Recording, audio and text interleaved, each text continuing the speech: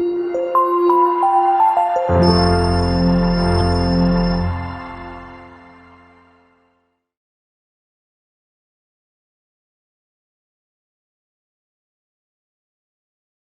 right, so you have your mask like this.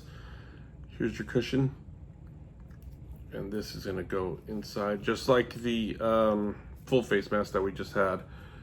Just snap that in just like that.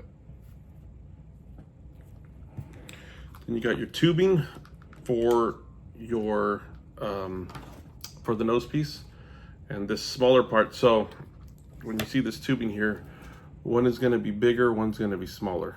Okay, one's going to have this white kind of piece in there. So this wider piece, the piece with the white part in it like that, is going to go to the CPAP hose, and this part with no white piece in it is going to go to the mask here. So you're just going to plug that in just like that to where it goes to the top. What do you guys